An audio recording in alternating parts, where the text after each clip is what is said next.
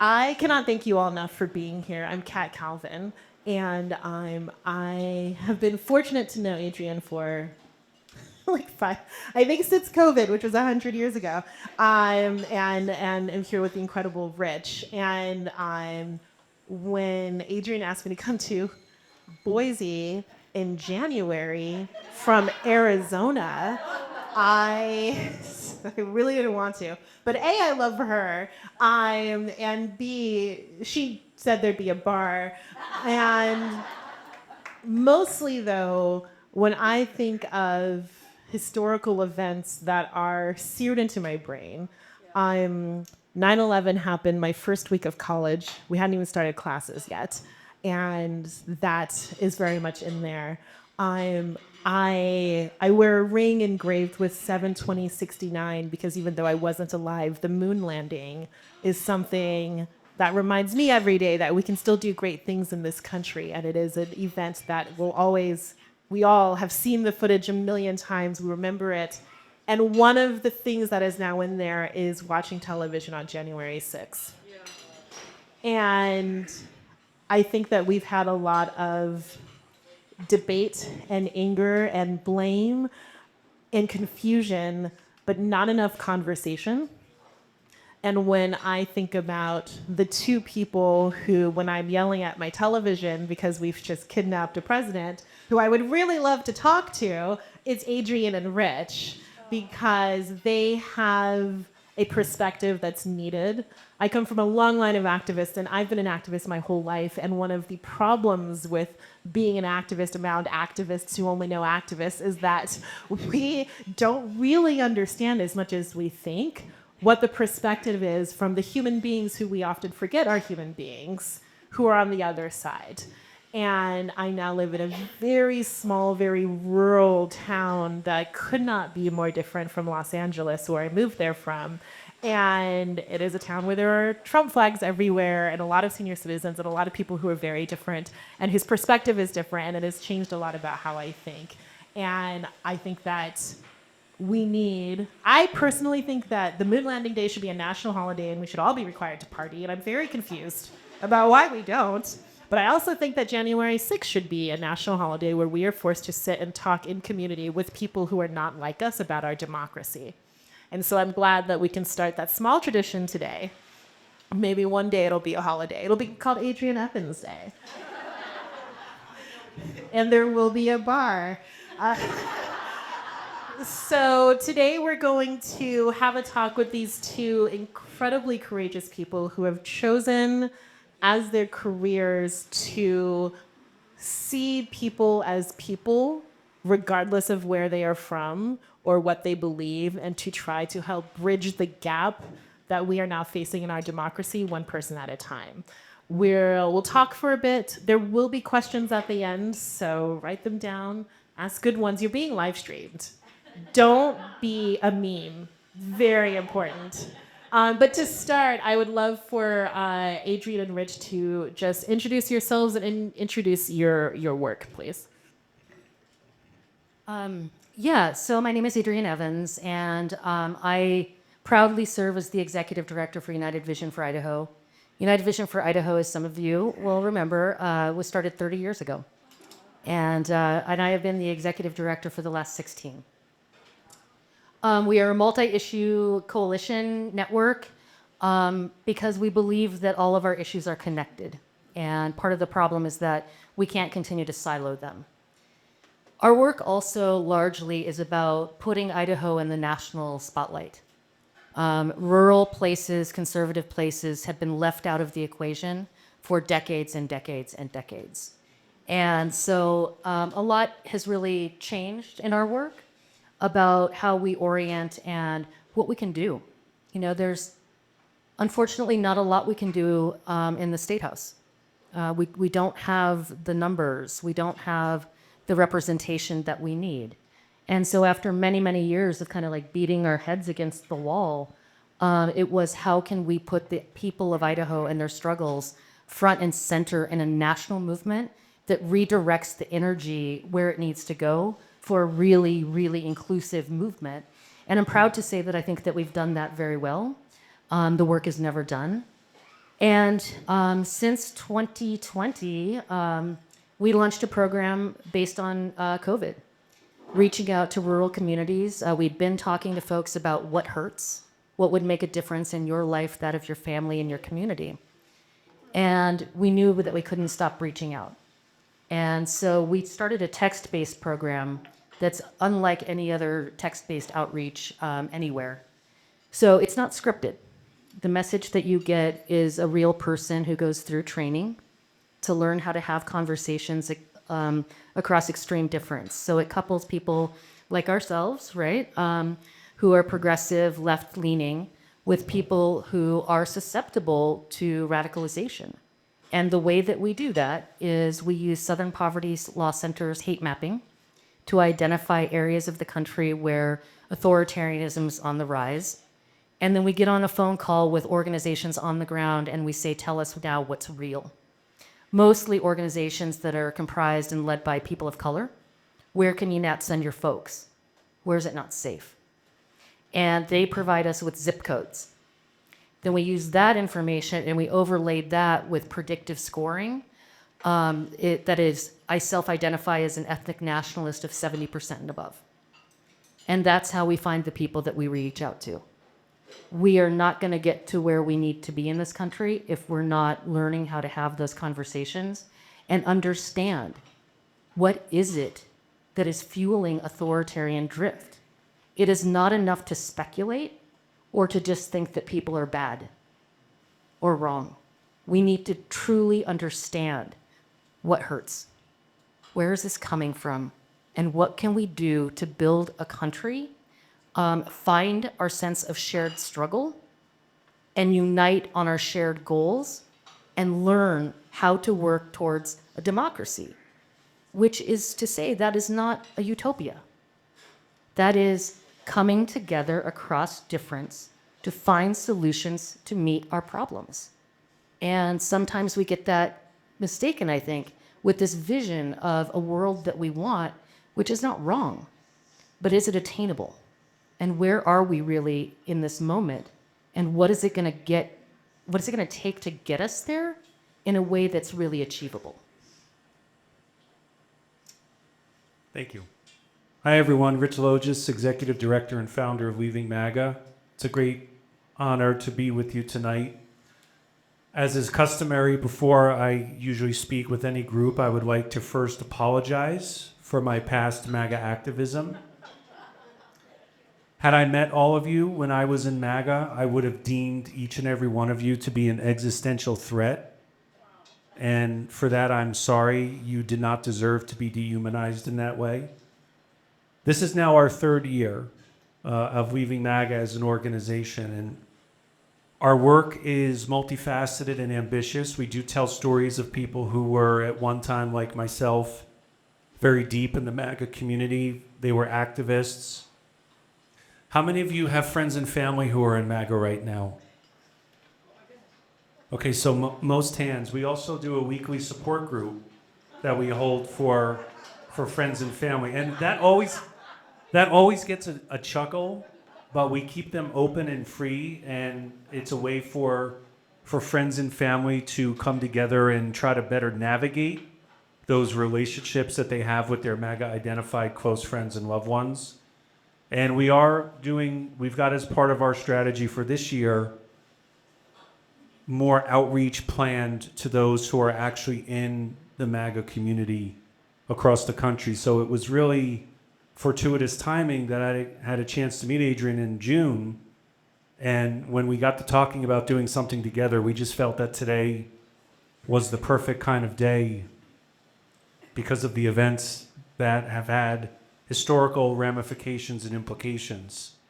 And I just want to say about January 6th that I'm a little embarrassed to admit this, but when January 6th first happened, I did not support the actions of that day, but my concern about it was I was worried that the rioters were going to harm our chances of a 2024 comeback. So I overlooked the violence and everything that we saw happening because I was worried about damage control. And that's what angered me about the riot and the insurrection that day. It was after that event and throughout the course of the 1 year it took me to leave MAGA that I came to better understand what January 6th was really about and whether or not the president is ever held legally accountable for his alleged crimes. I think history is going to show that he and the Republican Party were complicit in what happened that day in trying to overturn a free and fair election. So I'm very much appreciative of all of you listening to our message. I never set out to be an activist or a public figure, but I had to make a decision after I left MAGA what to do, and I thought the best course of action was to try to empower other people to leave.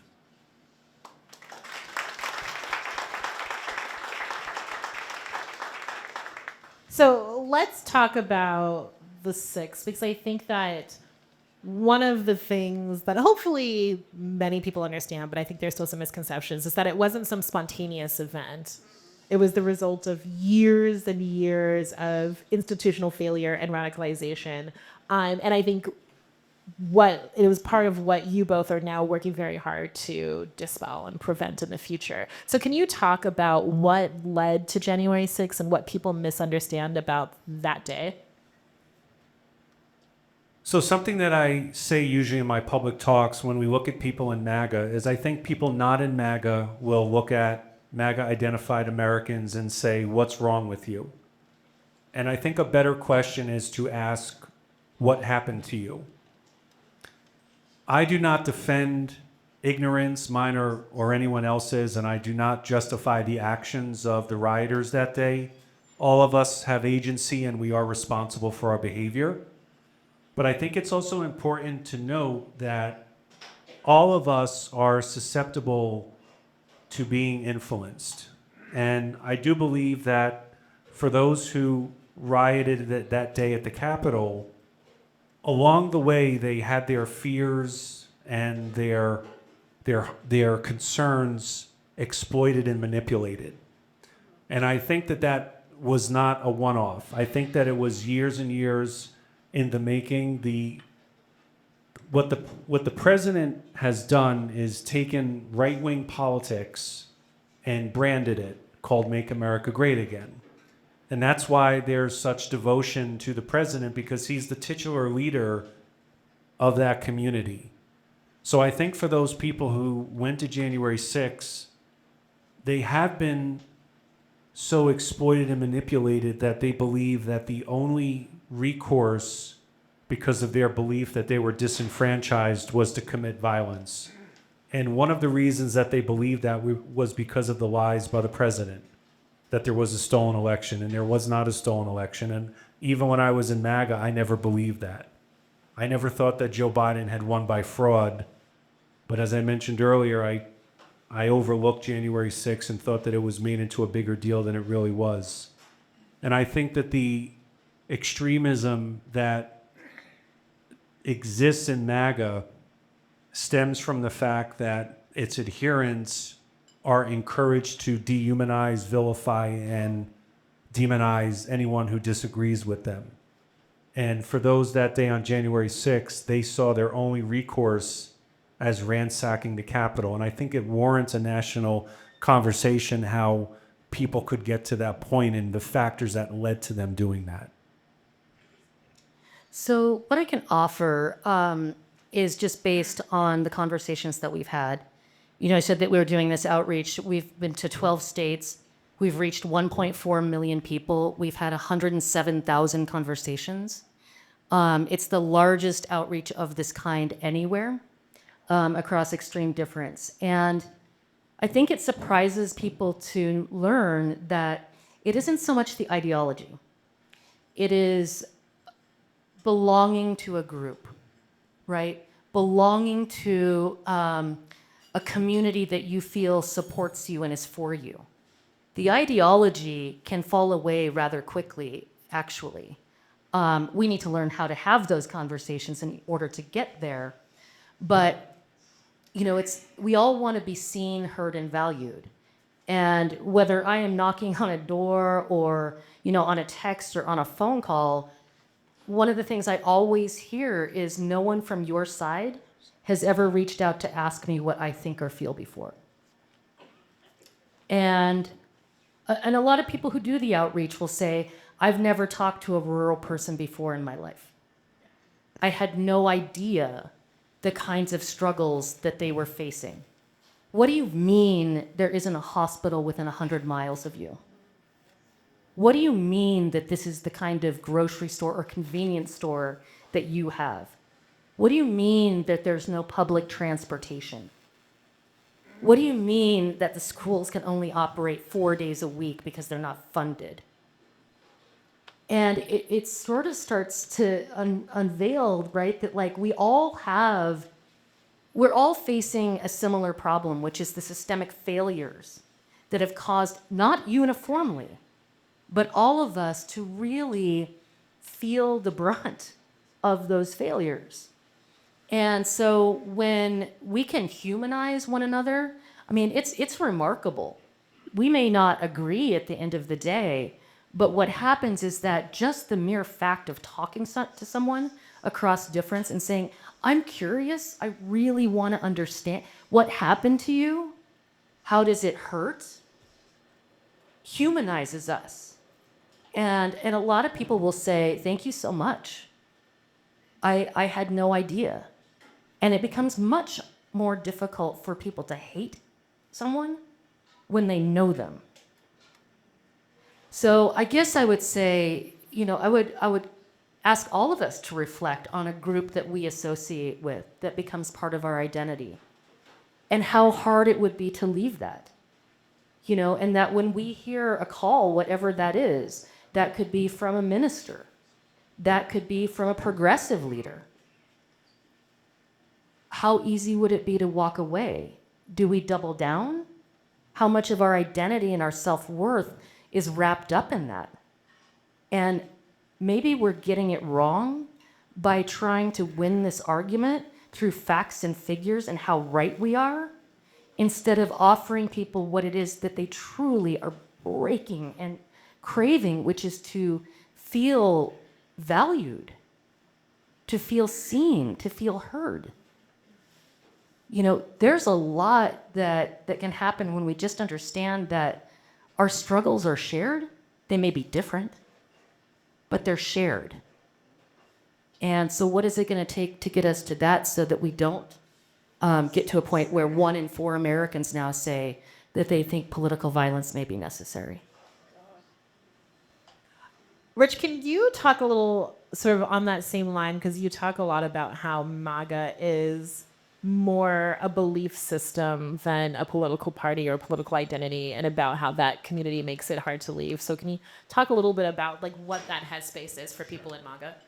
So it took me an entire year, start to finish, to leave MAGA because of how invested I was in that community. And I'm not talking financial, I'm talking emotionally, personally, politically. It was my identity, it was my being, it was my personhood. I was a MAGA pundit. I was trying to get the attention of the president every day. I was a podcaster. I spent my own money to create right-wing content. I had bylines in places like Fox and other MAGA media. There was no mistaking my allegiance to the movement itself. And I call MAGA a community because one of the shared beliefs within the community is a feeling that liberal democracy has left a lot of people behind. I also believe that the two parties had been the same, and it was my entree into MAGA. Now, maybe some of you are thinking similarly. Maybe you're thinking that maybe liberal democracy has left some people behind, and that people aren't seen and people aren't heard and they're not recognized in this political system, and it's only the only democracy we have. But it took me that year to go through this epiphany, which I always say happens gradually and then suddenly all at once. And for those of you who have friends and family who are in MAGA right now, something that you can do as an actionable item is you can reach out to those individuals and let them know that if they ever themselves have feelings of doubt or confusion, that they can turn to you as a friendly ear. And you could be someone who would listen to them without fear of judgment or censure or ostracization, because that's one of the scariest parts about leaving, is walking away from that community and the second family. I am embarrassed to admit this, but my second family of MAGA oftentimes took precedence over my own blood family. And I neglected some of my duties as a parent and as a husband because I was so devoted to this political battle that I was in of good versus evil. It is the apotheosis of othering to think that my day has to be devoted to crushing and conquering the other side because they pose such a threat to me and my family and my country. But I would like to think that myself and the 24 others who have left with us and whose stories we have told, that we're living proof that it is possible to walk away. And that anyone who's in an extremist group, you look at the work that Adrienne's doing with the conversations that are being had, there's actual evidence and proof that people can leave. But all of you can be our allies in this. So thank you for being our allies in maybe an unlikely but necessary alliance that we need to keep developing. So this actually begins to answer a question for me, because there have been instances over the last year where the president has done things that seem pretty opposite of what MAGA believes he was going to do or voted for, and they always find sort of excuses and reasons for that. And we now have the situation in which one of his big platforms was being America First, but now we've kidnapped a president and we're apparently invading Greenland, and then God knows what's next. And the first actually dissenting voice that I heard after Maduro was kidnapped was Marjorie Taylor Greene. And I thought, oh, is this it? It wasn't Epstein? Is it this? Is this happening? And it wasn't, because now there's a bunch of different justifications for this. And I've had a hard time understanding that. And now you're sort of, maybe it's the community, the belief system. But can you talk a little bit about, especially in this moment, when we have sort of this very big non-America First thing that's happening, how is it that MAGA and the right wing are justifying this? And is it a sign of how deep authoritarianism has been burrowed into that belief system? So I did a video testimonial for Kamala's campaign that aired at the DNC convention. I was a Florida co-chair for Republicans for Harris down in Florida. And one of the statements that I made in that video was that Donald Trump's toxic superpower is lying. And I think that so I spent a lot of time online, more than I would really like to, but something that I am seeing are more and more MAGA accounts who are questioning their vote because of something precisely like what's happened in Venezuela. And if there's a crack, if there's a chasm and it starts to widen, what someone might eventually think is, if the president is being dishonest about a particular issue, is it possible he's being dishonest about other issues, whether it's Venezuela, whether it's the Epstein story, which is a story that is not going away, which is actually very remarkable given our media environment where stories come and go. So I think that there is a cognitive dissonance that is occurring right now within MAGA over a variety of stories and issues where it's starting to give some pause to people who are MAGA supporters. Now, that doesn't mean that they have pause and they're questioning and then they just instantaneously leave, because it does take time to go through the process of leaving. But I am seeing more online of people having doubts. I'm also, and I think this is good news, there are more pro-MAGA accounts following our social media right now than ever before. Now, maybe they're just curious. Maybe they want to keep an eye on what we're doing. but they also might very well be people who are aware of the work that we're doing, and maybe they're starting to think that what the president is doing is not keeping his word, which is what he ran on about America first, because going into Venezuela does not make groceries and healthcare and housing more affordable. So I do think that there is a widening. I think that there are fissures that are widening right now, which is good news for us. And it's why, again, I see all of you as potential allies in being there as those friendly ears for your MAGA friends and family. So I'm going to offer a perspective on the progressive movement because there's a whole hell of a lot that we are getting wrong, right? Yes, I believe that there are fissures that are happening. Certainly, economic and material conditions are not improving. I'll tell you that, out of 107,000 conversations across 12 states, the thing that we did not hear that material and economic need was driving political behavior. It was all ideological. First and foremost, liberals, progressives, Democrats are my existential enemy, right? Nothing good can ever happen. So here's what I want to challenge us to think about, though. Because I sit in these rooms filled with progressives all the time. And for many years, I just kept thinking, God, when we say the word democracy, are we just talking past each other? Is it the definition? Is it the language we're using? What is going on? And it was actually in a group that was mostly comprised of faith leaders. And I don't remember, I think we were in Atlanta or somewhere. And it just dawned on me, that's not what's happening here. It is that the progressive movement, these leaders, the first question I asked them was, whatever the answer is, just be truthful. Do you no longer believe that transformation is possible?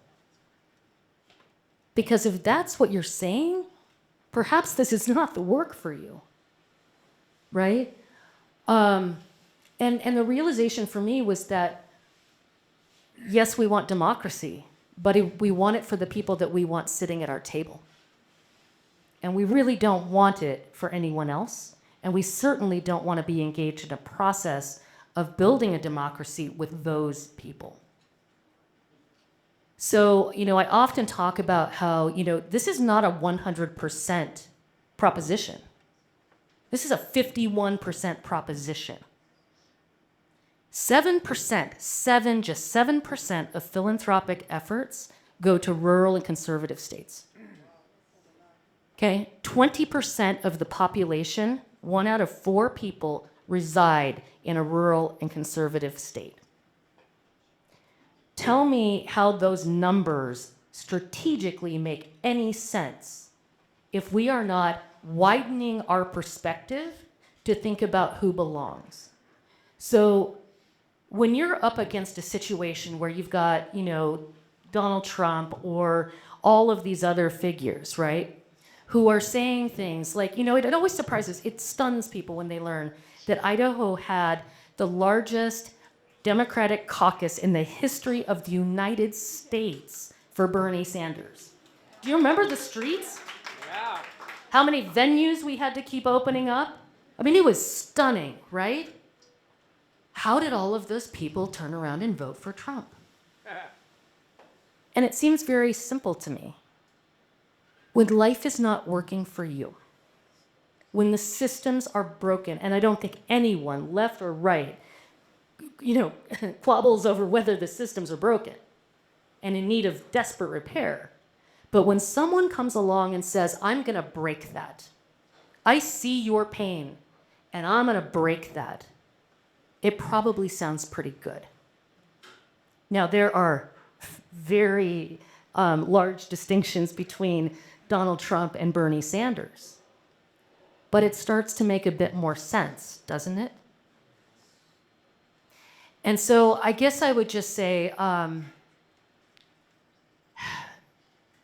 rural and conservative places deserve our attention. We cannot continue to cede 20% of the country. Now, I know we're all fatigued because we don't want to live like this, MAGA folks included, right? We don't want to live like this. But folks, this is strategic. This is strategic, and our lives and our history and generations to come depend on how we choose to conduct ourselves now. It's easy to break it. If we have to rebuild it, none of us in this room will ever see that. So, what alternative are we offering? If it is the litmus test that you are not woke enough, not progressive enough to be a part of our group,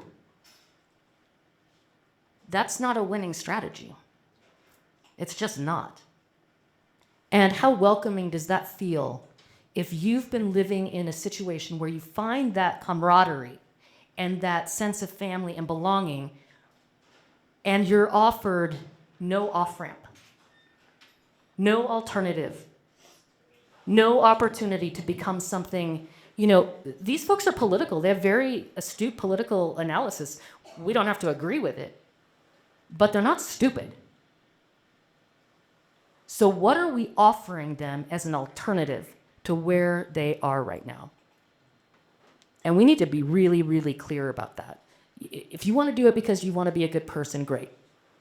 And I would just say, be strategic. This is a 51% proposition, and it's 20% of our country. Okay, so regarding that strategy, if we are looking at a room full of people, and probably many on the live stream, who have friends and family who are MAGA and want to have these conversations, particularly given the moment we're in now, things that are happening politically now, the fact that it's midterms is a lot to talk about. From both of you, how do we have those conversations? What does that actually look like?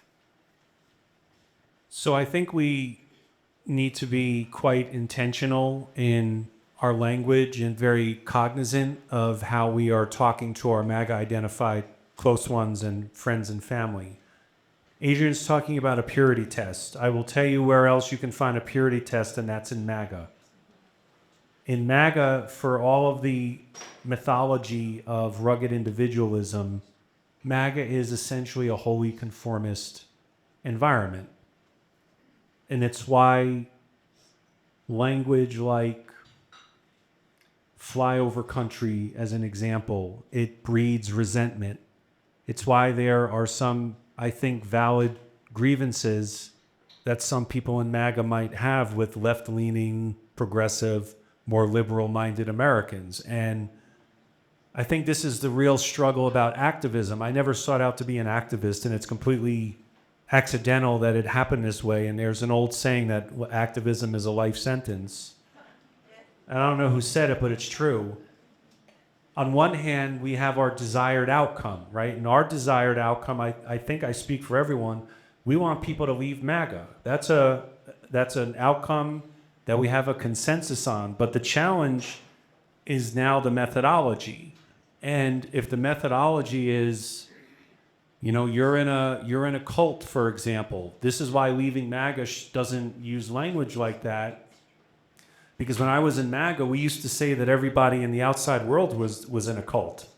And we weren't the crazies, the outside world were the crazies. So now you've got two sides calling each other cultists and crazies, and there's this circuitous loop where all it does is create this toxic environment where people not only don't talk to each other, but other them, and it creates exactly the kind of conditions that we're now trying to reverse.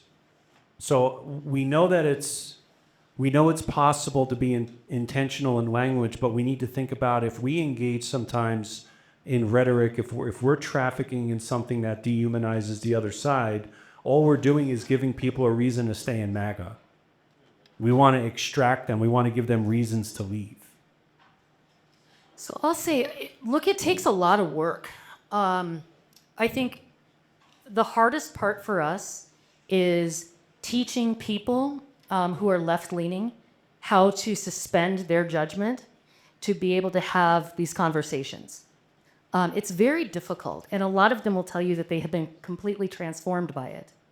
Let me give you some examples. So I'll give you an example. This was in Nampa, Idaho, and I was at a door, and the man had several Trump flags, and I was knocking on his door. Look, we're very polarized right now. What do you think is causing this? And he said, well, the election was stolen. How long do you think it's going to be how long do you think it'll take Trump to fix everything that Biden's ruined once he gets reinstated? And I said, well, I don't agree with you. I have very, very strong beliefs and thoughts and worries about many of the policies that were enacted under that administration. And he said, well, it was because of those mail-in ballots. And I said, well, okay, so let me ask you a question. So I have a lot of friends who have disabilities. And for many of them, the only way that they're able to vote is through mail-in voting. Well, no. I mean, those people. And I said, okay, well, what about if you have a job that takes you out of town and you're not able to be there? Like maybe you're a long-haul truck driver. Well, no, those people. Okay, well, what about if you're in a nursing facility or you don't have the physical capability of going? Well, those people too. What about if you're a parent and you rely on childcare and that childcare falls, suddenly isn't, somebody bails and you don't have that for the day? What about, and I just kept listing. And it was all, well, no, those people. And I said, okay. That sounds like a lot of people. That sounds like a lot of people who would need a special exception. Let's work this out together.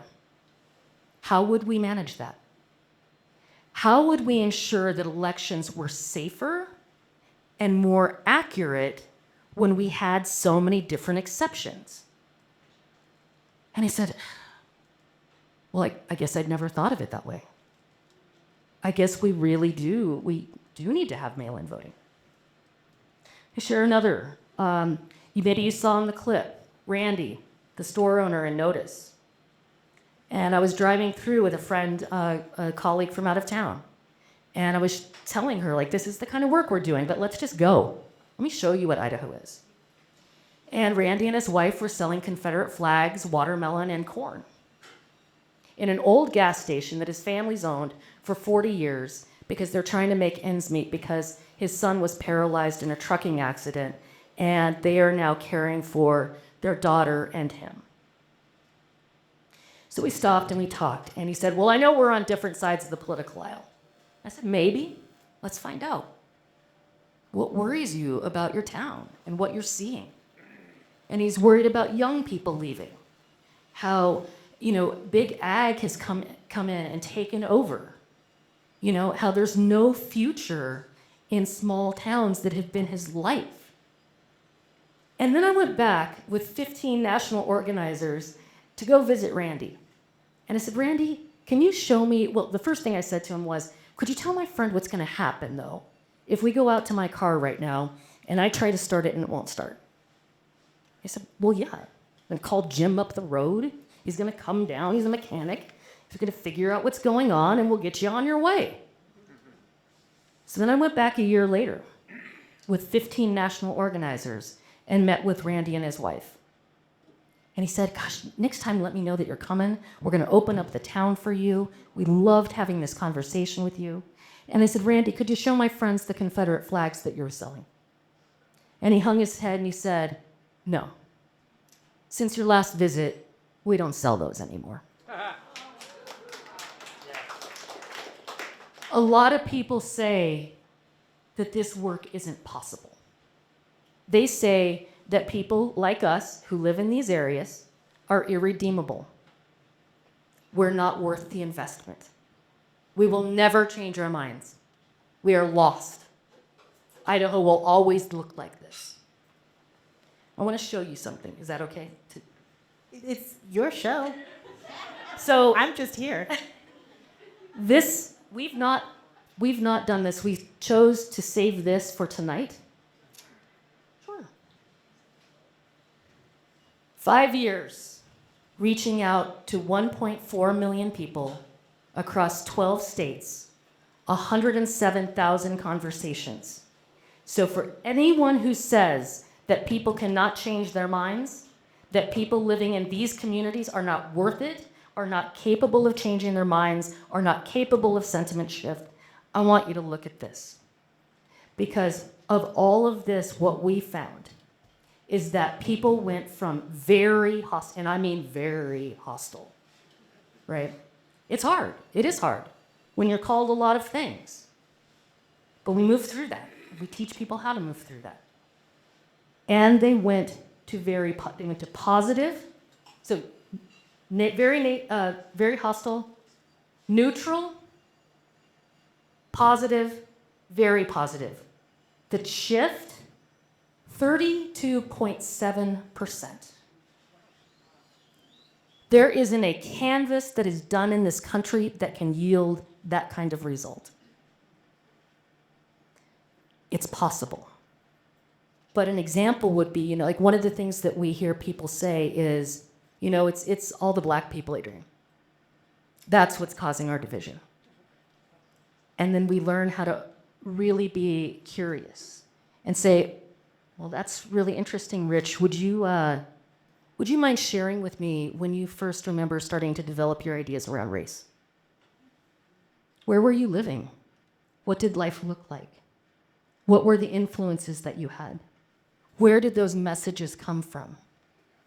Over your life, have you had experiences that reinforced that belief? And have you ever had experiences that ran counter to it? And how did you square those things? And it's in that it starts to fall apart. Ask yourselves, when's the last time you were ever asked a question like that really prompts you to think without judgment about how you developed your ideas around some of the things that you believe? When we ask, who's for you? And how do you know that? These are the kinds of, honestly, it's really simple. It's not rocket science. But we don't do it. And increasingly, we're losing our ability to learn how to communicate with people across any kind of difference. And we're all kind of falling victim to, I'm seeing you as your political identity first, and dehumanizing one another. It's a very, very sad state of affairs. But it will not be a party. It won't be the Democrats. It won't be the Republicans. It won't be a leader. And I keep hearing about the midterms. I'm like, God, I hope we have elections. And I'm not kidding. Nothing should be off the table, right? It will be us. Politics are the outcome of cultural and social conditions. We create the cultural and social conditions. So we need to figure out how to do that better. Can I make just a follow-up point on that? Everything Adrienne just said right there requires an immense amount of patience. The question that I would pose for everyone with us tonight is, as an actionable item, are you willing to cultivate that kind of patience in your own day-to-day life and in your conversations? Because I've had to develop that myself in my outreach to those who are in MAGA, in dealing with all of the slings and arrows that are thrown at us as an organization. We were never MAGA. I'm a paid Democratic operative. Which, if that's the case for anyone watching this live stream, I want you to know I've not seen any of this money. So we take all major forms of credit card checks, and if there's any cash, I promise we'll declare it with the IRS. But those are the kinds of comments that we get, and that's just natural par for the course. But what I hear in all of this and what we are trying to emulate, being inspired by your work, is to be more patient. And I also think such a prime example of change is that ultimately somebody changes their mind on their own volition. But if there's enough patience and enough conversation that actually respects the dignity and humanity of another person, there's something that seemingly is miraculous that happens, which is two people realize that they actually have more agreement than disagreement. And not to sound like a cynic here, even though the cynic in me sometimes is strong, there are forces on the left and right who are formidable, who see as lucrative division and see to it and operate in such a way that we don't recognize our agreements. Because most Americans, including those in MAGA, they want good schools for their kids. They want economic opportunity. They want a safe and secure country. But people have to know that we are not enemies to each other, which is where this work that you're doing right now is part of the reason I'm here, is to not just be with all of you, but to learn. And I think what you're doing is really remarkable, and we got to get our asses in gear more at Leaving MAGA. I mean, 1-point-something million conversations, that's truly remarkable, and you deserve a big congratulations for that.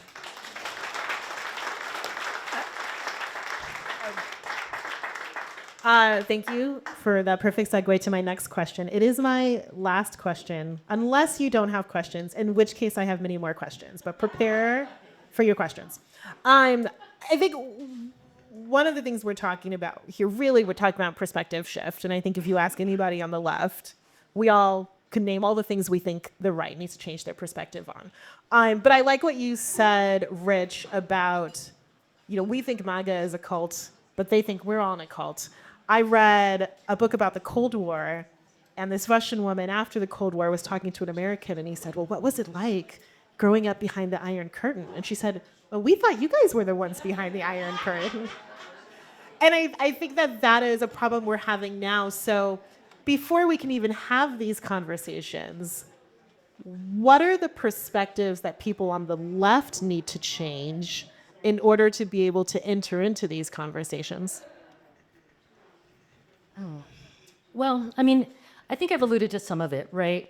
So, oh my God, how many of you have been in visioning sessions?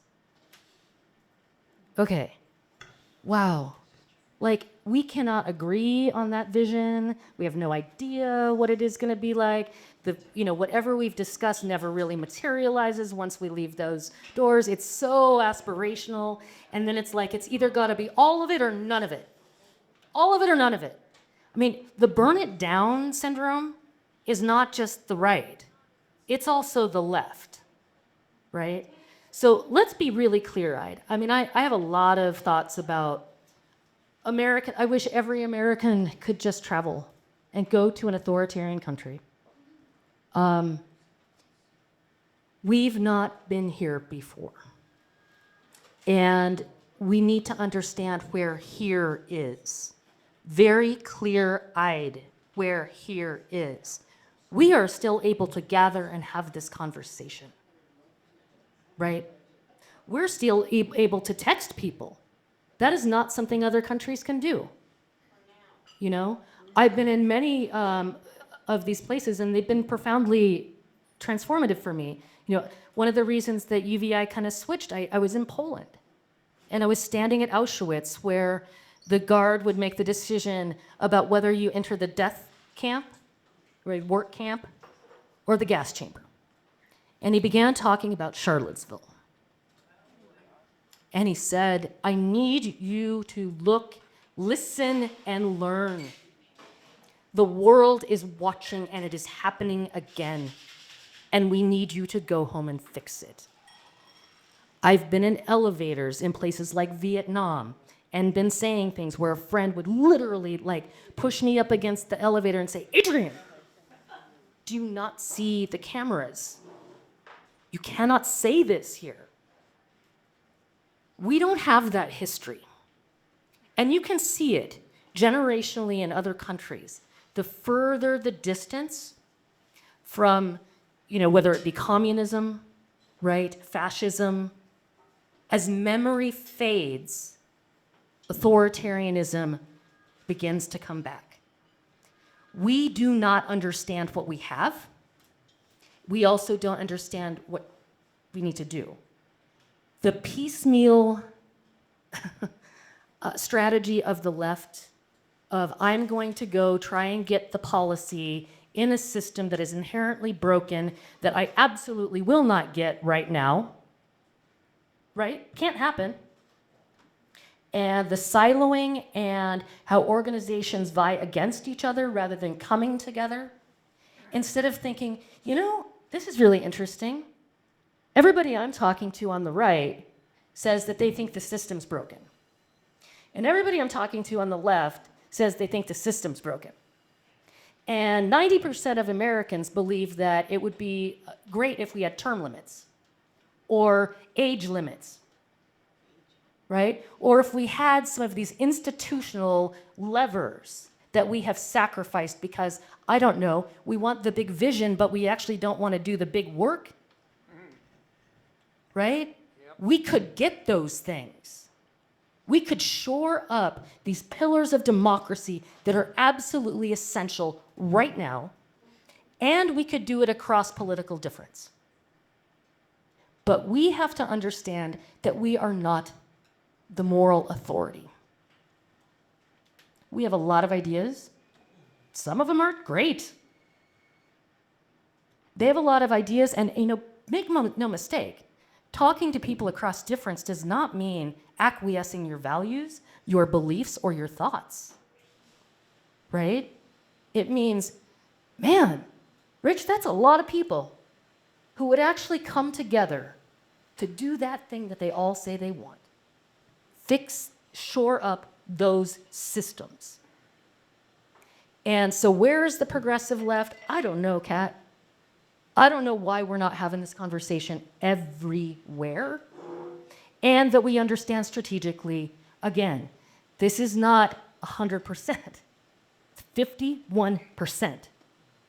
74 million people voted the way that they did in 2020. 74 million people. Trump won the last election, won the popular vote. Why? What are we missing? And if we don't get a hell of a lot more self-reflective and critical of our own movements, we're going to do the same thing that I see us doing now. Let's just do the goddamn rinse and repeat. And somehow wish that things will turn out differently. Well, it's not the same day. We will lose our democracy. And none of us will see it again.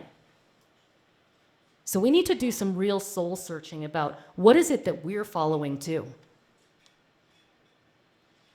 I think the fact that all of you are here on a Tuesday night tells me that you are all leaders who care deeply about these issues and wanting to make a change. And change is really hard and it's really uncomfortable.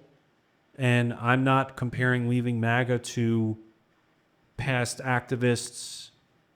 But when we look at our country's history, we're celebrating 250 years this year since the founding of this country. And whether it was the abolition of slavery or women's suffrage or the elimination of Jim Crow or LGBTQ rights and marriage equality, getting that change was really hard because it required unlikely but necessary alliances.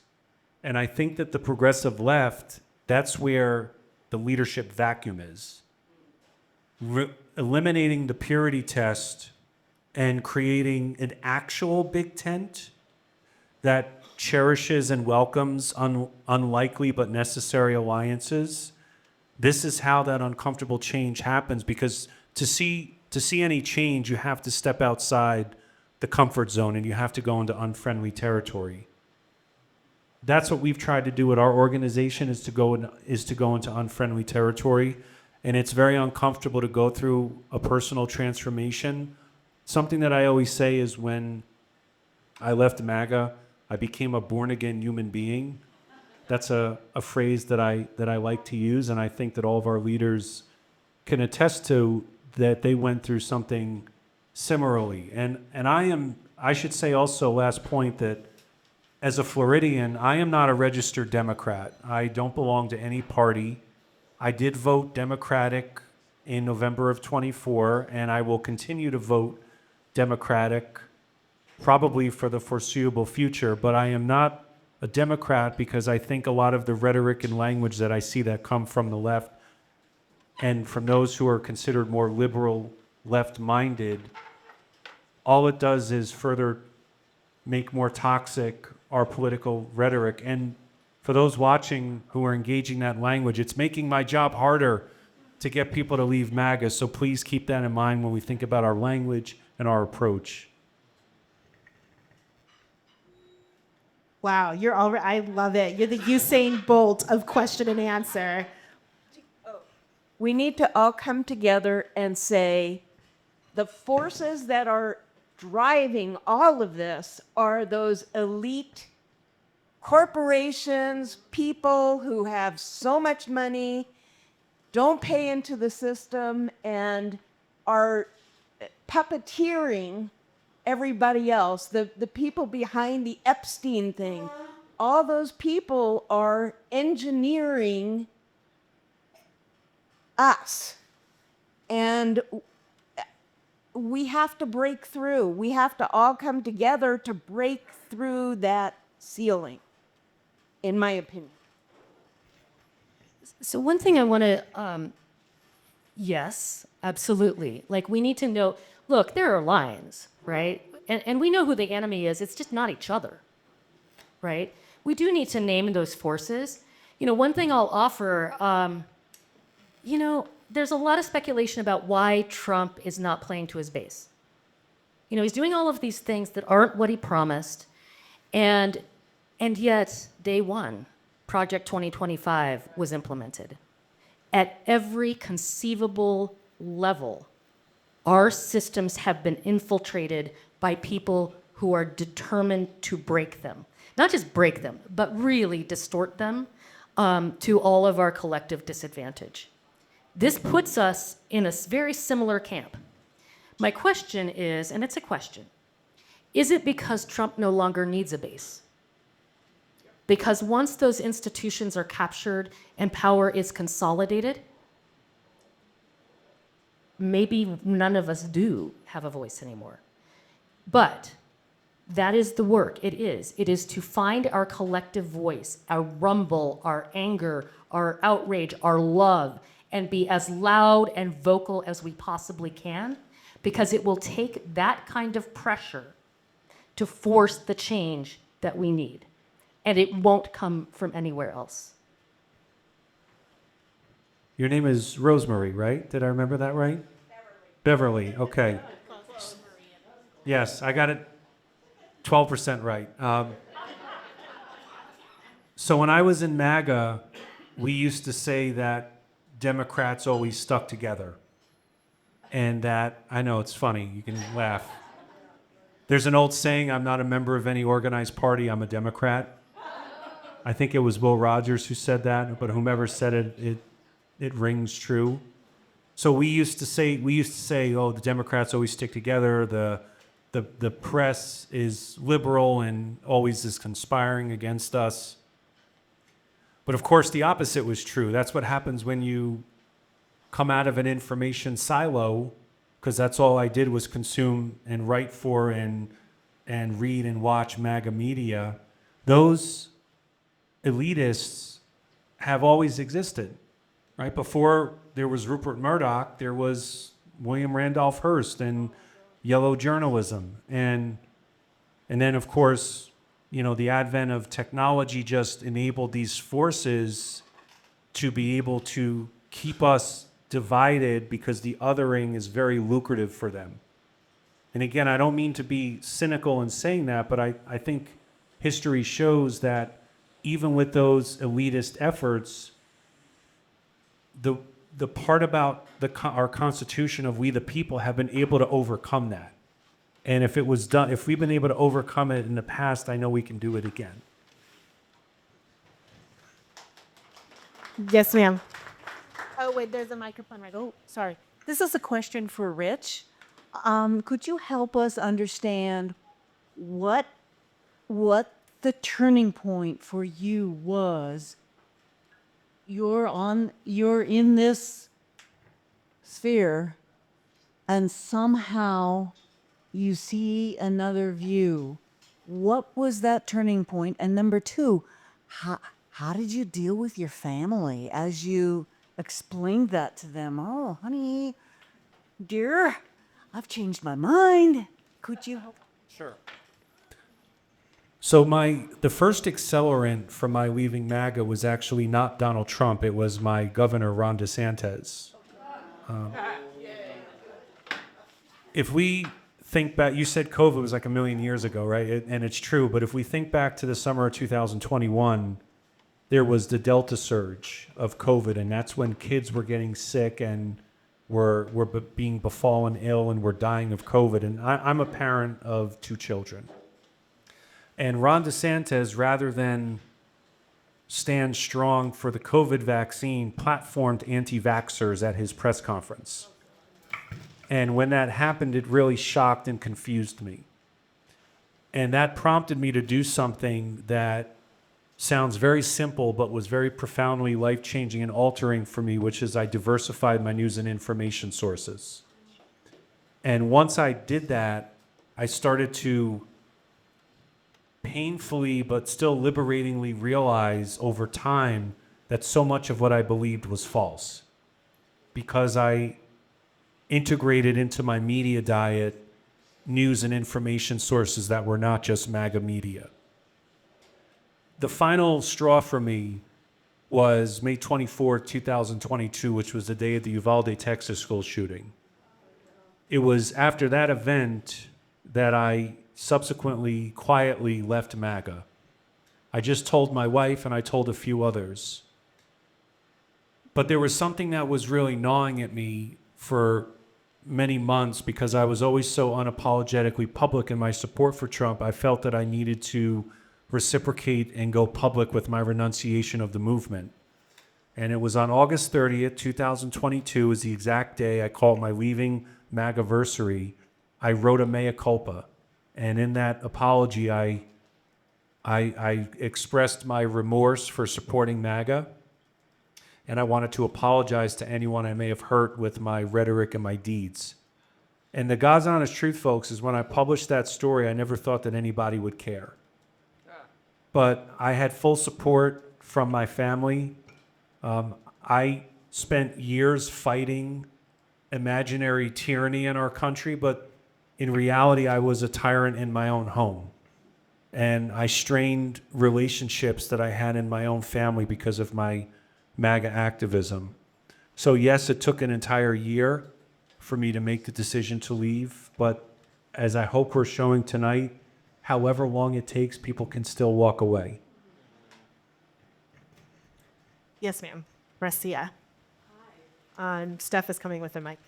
My question wants to take Rich back a bit of why you became a MAGA person, whatever they call you, in the first place. How did you get to where you became this person that believed everything that came out of Trump's mouth?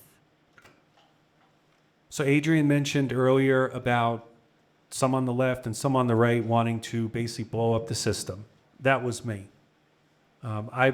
I would say that I was probably, broadly speaking, a left-leaning person before 2015, even though I believed that both parties were the same and did not represent most Americans, and I felt that liberal democracy was failing most Americans.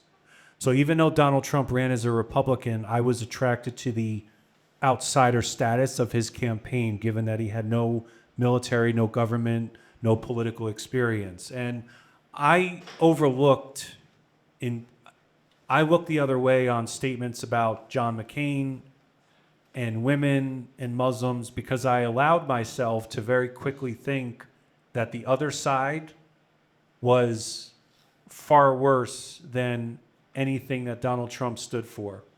So in the beginning, my support was more of a curiosity. But it was really in early 2016 when I went all in and I worked on the campaign as a volunteer.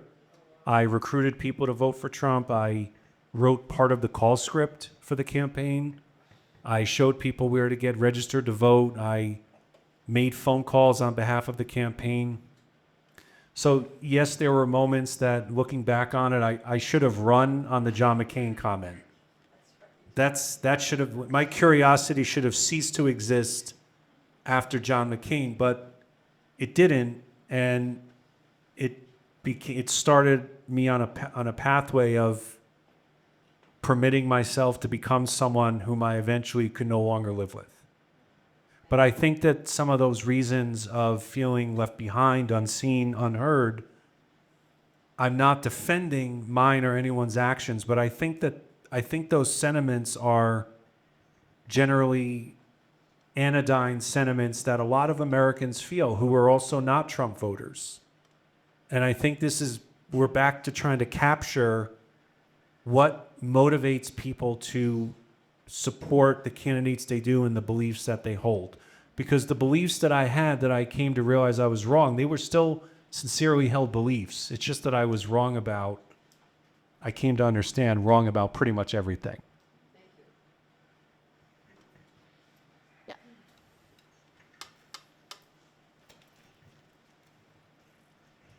Hi, I guess, Rich and Adrienne, a little bit, you were both talking about how, there are sentiments on the left that are commonly expressed that you think are counterproductive in opening up conversations across the aisle. And I wanted to ask, what are some specific, not only what are some specific examples of approaches and terminology that you think is counterproductive, but also what have you seen within the last year that you think represents a better approach that could be used to actually move on from this? Because what we did 4 years ago obviously didn't work. I'm going to have Rich speak more to this, but I'll just say a good practice is really exercising endless curiosity. Endless curiosity. Why does this person feel this way? What happened? What experience might have led to this? The questions you're asking, Marcia, saying, what led you there? It's so powerful to just be inquisitive instead of what we often do, right? Like, one thing we can do, everybody, not everybody, aging myself, everyone has some social media, maybe not Facebook, but when you see something, what's your reaction? Do you just fire off your response, right? Or you take a minute and take a deep breath and think about, okay, this might be an opportunity to have a conversation. This might be, an opportunity to learn a little bit more, to engage, and be thoughtful about what you say. And so often we are just in the trigger response. I'm just going to fire off the comment. And it's going to be, you're a terrible person. I hate you. You've done this to me. And I will say this, folks, two things. One, the binary is killing us. It's killing us. They want us. Authoritarians want us to be living this way. Nothing is more advantageous. And the death knell, I truly, truly believe, is introducing complexity. Many things can be true at the same time. So I don't agree with the statement that you made. I'm really curious to understand why you made it. I'm still not going to support what you said, but I would like to ask you, what do you think about this? And just choosing to act in a different kind of way is a really powerful thing that we can do each and every day. I think offline conversations are where that curiosity really manifests itself. Because it's harder to tell someone in person that you think that they're indoctrinating your kids into transgender Marxism, which I have to say, I don't know what Chico, Gummo, Zeppo, Harpo, and Groucho ever did to the GOP to incur such ire. Dad joke alert. Yeah.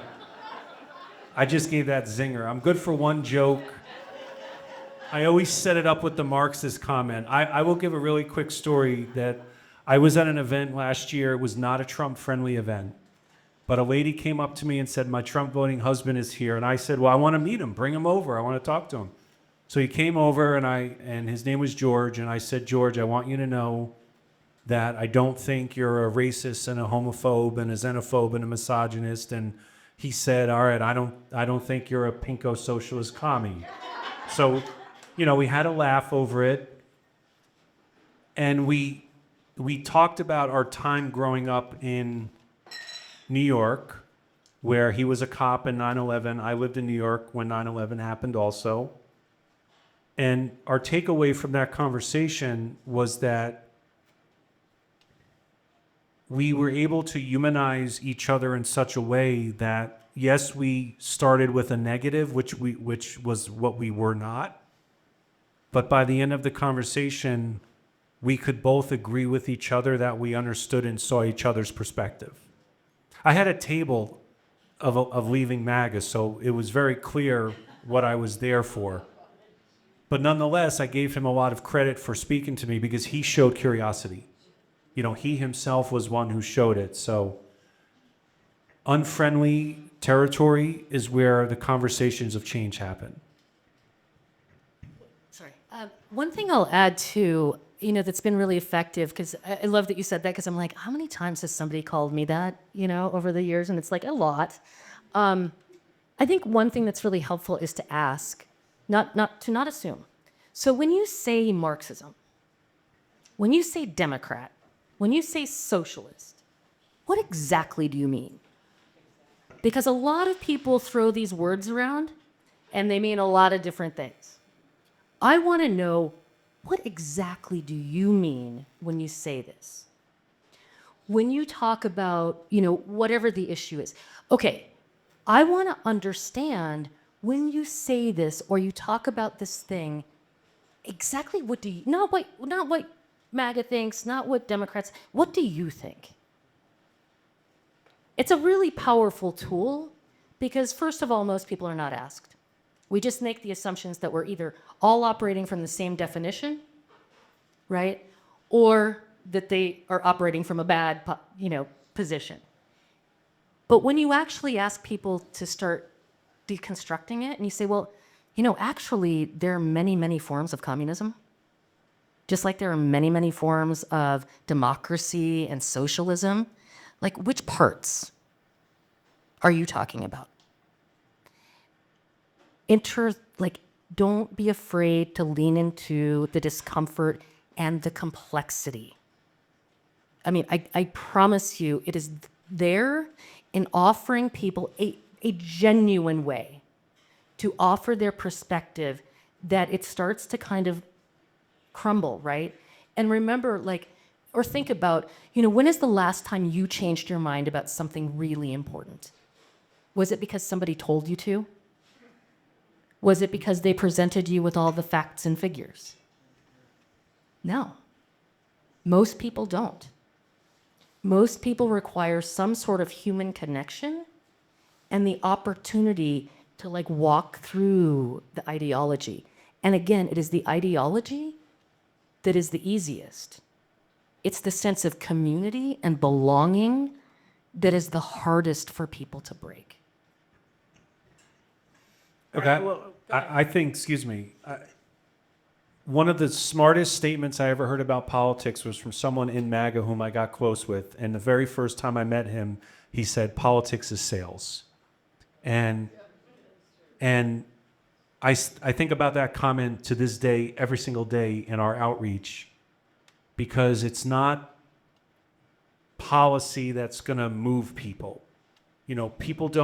The vast majority of Americans don't vote on facts and policy. But the mail-in ballot example, the reason that worked with facts is because you took an approach of wanting to understand this person out of curiosity, and you could use facts in the form of a question. Well, multiple questions in that one. I would not want to be on the other side because I would believe whatever she wants me to believe by the end of the discussion. I'd be like, yeah, I'm a changed man. You're moving to Idaho, right? Yeah, I'm ready to go. I told my wife, pack the bags, bring the kids, we're coming. No, it has been great being here, though. You know, it has been great being here. Sorry to interrupt. I didn't mean to. Yeah, I'm just here. Talk as much as you want.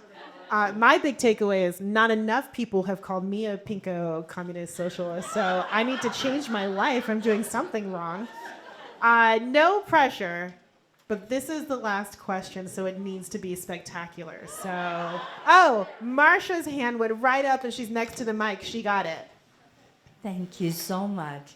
You had mentioned an overview in distinguishing between mobilization and organization. Is there time to elaborate a little bit more about that? Yeah. So, a lot of people talk about how they're organizing. But most of those efforts, many of those efforts, come around election time, right? We're mobilizing for an election, or we're mobilizing for a campaign, right? And so a couple of things. One, we're purposely going and we're talking to people about the thing that we want to talk to them about. Number one. Two, it is very extractive, and a lot of this has to do with philanthropy too, and the way that movements are funded, right? It's very, especially people don't understand in Idaho, like how expensive rural organizing is. I mean, you have to drive between homes, right? It's we're like the 14th largest state in the country, and very, disparate. So you get this influx of money, and then you go and you work on these campaigns, you go door knocking, you talk about the issue, you talk about the candidate, and it's with a very specific action in mind. I want you to go vote for the thing, right? And then it's like, where did those people go? And so people know when they're being messaged. People are not stupid. They know that you're not there to talk to them about how they feel and how their lives are going and what could make their lives better. What are the things that they actually identify as the problems, not what we identify as the problems. Rarely, I shouldn't say that, but a lot of effort is then put into just like getting people to that action. Instead of having those more authentic conversations, it takes longer, it does, but it's actually more rewarding. After an hour with Randy, he and his wife aren't selling Confederate flags anymore. I mean, that's what an hour can do, right? But it is the investment. How am I then bringing these people into community with one another? How are we looking at, what are our shared goals? What are our shared needs? How can we work together to actually come up with some of these solutions? And so that's a really critical part. I say often that we have traded organizing for expediency, right? Because we are just about like, oh God, let's just get to the end result instead of doing the hard work. But what happens when you don't do the hard work is that you don't have power. You don't build political power. People don't know what you mean when you say join the movement. They don't know what they're being asked to join.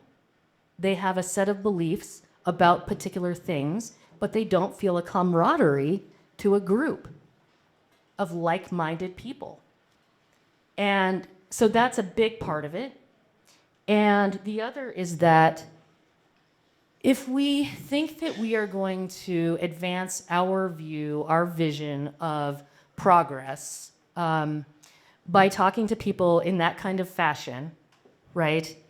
And only then talking to people that we think are most persuadable. So we're going to go talk to people who are already Democrats, maybe haven't voted in a while. If we're really doing something, we're going to go talk to really left-leaning Republicans. We're going to go there. And that's it. And everyone else, usually not even if you're like independent, right? Because you don't have the voting file to know how someone's voted, so you're not on that list. Looking at Jenny, you know how these lists are created, right?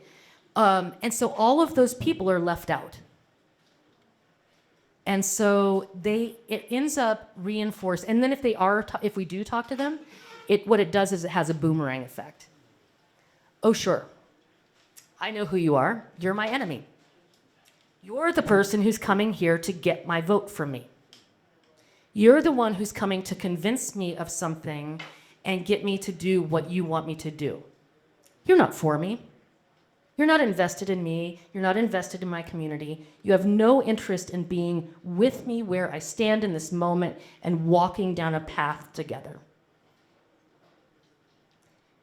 It is a huge failure of the progressive left. And a lot of people have just said there's just not enough time. There's not enough money and there's not enough time. And, I hope we're showing that that's completely wrong. It isn't that people don't want to talk. It isn't that they don't want to have these conversations. It isn't that they don't want to find camaraderie with their neighbors. I remember the Women's March in Idaho Falls, and people were like, oh my God, I've been living down the street for 30 years from that person, and I had no idea that they believed this, and now I'm finding my community. We have to do the work. We have to be the ones who actually see each other and engage in this, because that strategy's not working. But mostly, if I could just reinforce this, it is that what people are lacking is an invitation. And they're lacking and longing for relationship and belonging.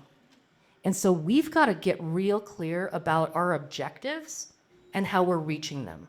Also, I would say a big criticism of the progressive movement is that we have allowed ourselves, and sometimes this is how we perceive it, and sometimes it is absolutely truth, that the progressive movement has allowed itself to become an apparatus of the Democratic Party.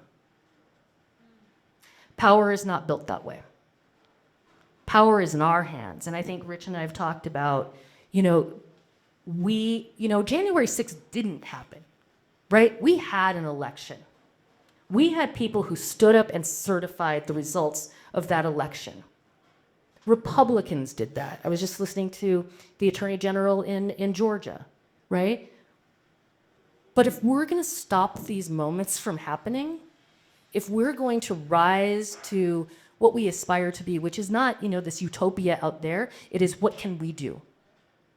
How can I be an agent and a vessel for the kind of information and the kind of intervention that I need to support my own community and my country? And what am I going to do to be that person? Those are the questions we need to be asking of ourselves, because that is how we build the kind of people power to hold any political party to account to us. And once we become an apparatus to it, we've lost everything great about this country. They're not gonna, they are not gonna save us. We, you, and you, and you, and you, and you, and you, and you, and you, and you. We are the ones who will save us. And we can demonstrate that kind of solidarity. We can do the hard work. We can have the conversations. We can come together, rely on each other, build those kinds of relationships and community, and build that kind of power to force it. We can do this. It's not too late. It really isn't. And I just want to say, Rich, you said learn from me, learn from our work. I mean, my God, everything that we can learn from you is so invaluable about how we traverse and navigate this space, this world together. It thrills me because the more time we've been spending together, we're like, all right, we got to really double down on this work together. So he's, joking about moving to Idaho, but he's going to be in Idaho. Maybe not living here, but the commitment, think about it. Rich is one man who made this courageous, bold move to leave and then to stand up against them and to form an organization to help people move from that, who is having an incredibly, powerful, it wouldn't be the same if I didn't cry at some point, incredibly powerful impact.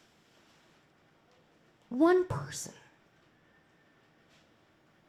I mean, that's such an inspiration, but it should be a model for each and every one of us. What is the thing we're going to do? What is the thing you're going to walk out of here tonight with? Are you going to come, join? I mean, do join both, but, join Leaving MAGA. I saw all those hands fly up about having a relative. Join the group. Find out how others have done it. You want to learn how to have these conversations? Join the texting program. It's a safe way to learn and then move that into your community. You want to find each other? Tell us what you want. Tell us what you need in this community. What will help support you in your efforts to build? Because it's not us building it. It's you all. And we're just here to help guide.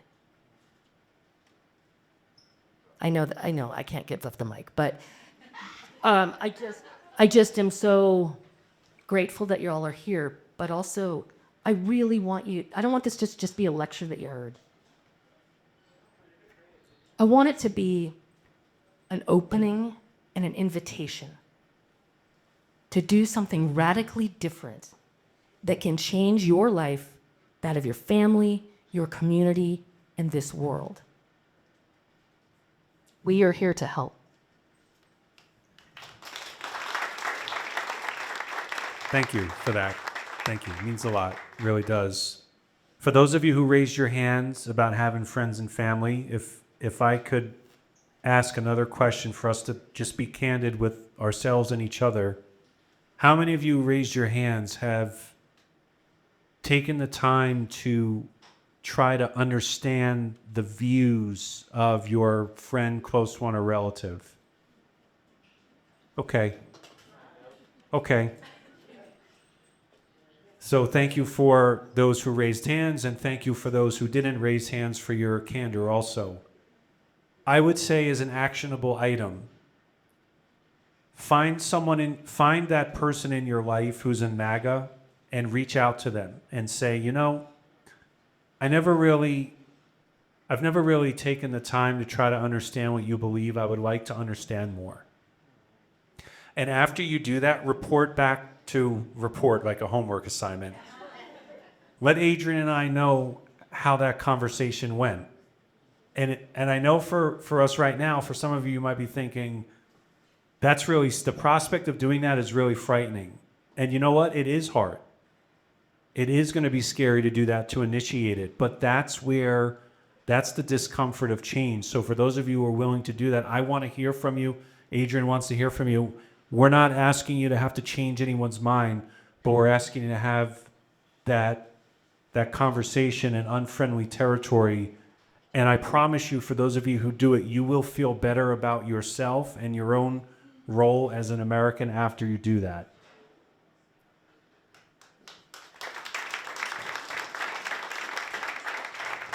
Can you both just quickly give everyone, how do they find you? Websites, socials, whatever. Everyone can read our testimonials of others who left, our newsletter, our socials, all at our site, leavingmaga.org. And I've got business cards I brought with me, so anyone who sees me afterwards, just let me know. I'll get you our website info, leavingmaga.org. Thank you. UnitedVisionForIdaho.org. So it's It's uvidaho.org. From there, also check our events, and we've got another website, unitedvisionproject.org. That's the texting outreach that we do. And if you haven't gotten a pamphlet, please grab one, because we are launching, tonight is the first night of our Democracy 411 series. And so we have other events coming up. The next one is at the State House on Martin Luther King. Steph is actually, we're going to do a whole thing on, part of the thing that we can all do is become journalists right now. We really need that. And so we want to, that day will be dedicated to how do we take action in that way together. And if there are things that you want that aren't there, we also want to hear from you. Like, what would be meaningful for us to do? And, obviously we want your support in bringing that to Idaho. It's such a gift to have Kat and Rich here. I don't know if you know this, but for many years, a lot of people I would ask, hey, do you want to come to Boise, Idaho? Not even on a January 6th, and whew, the responses are like, we love you, but no, we're not. But you have potatoes. Why doesn't anyone want to come here? No, but I mean, we have been graced by a lot of leaders that we've been able to bring in. And we do that because we want to provide these kinds of opportunities to people in Idaho. It's so important for us to feel connected to broader movements and to find ways for you to develop your own leadership. It's real easy to stay here, but what we need people out everywhere talking about the importance of Idaho, places like Idaho, and rural work. It's so critical. And I see you. I know you. I know how powerful and dedicated you all are. Our job is really like, how do we now cultivate space together to bring you the opportunities that will help us build? Look at our website. I mean, you can also just Google United Vision for Idaho and you'll find all of our stuff. But there are multiple ways to get engaged. And also, on any of our socials, you'll have links to Rich's organization as well. I will also point out there is a donate link on both of those websites. Please click it and give them money. Very important. Can we please get a round of applause for Adrienne and Rich? More importantly, can we please get a round of applause for the bartender, Oh, yeah. the real star of the night? Thank you all for coming. They're going to be out here to talk. I will be at the bar. Thank you for coming on a Tuesday night. Applaud yourselves. Have a good night. Thank you, everyone.